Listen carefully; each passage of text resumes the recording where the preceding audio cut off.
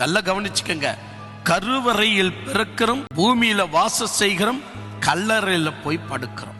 நாம ஏன் நம்முடைய ஒரே வழி கல்லறைக்கு மட்டும்தான் வழி இருக்கு, வேற எந்த வழியும் கிடையாது.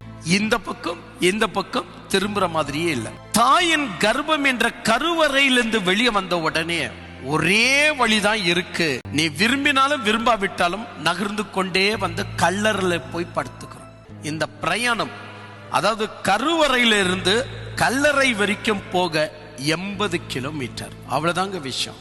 அதாவது 80 வயசுன்னு அர்த்தம். 80 கிலோமீட்டர் வரைக்கும் நடந்து வந்தியே, அப்ப கடவுளுடைய நோக்கம் புரியல. இந்த 80 வயசுல இவனுடைய ஆட்டம் தர்மத்திற்கும் சத்தியத்திற்கும் நீதிக்கும் விரோதமா மாறி போய் விடுகிறது. இவன் செவி கொடுக்கிறது இல்ல. பாட்டம் பாட்டி சொல்லி கொடுத்த வரலாற்றுகளை மனசுல வச்சுக்கிறானே ஒழிய உண்மை வரலாற்றுகளை இவன் கவனிக்க செல்லுகிறது இல்ல.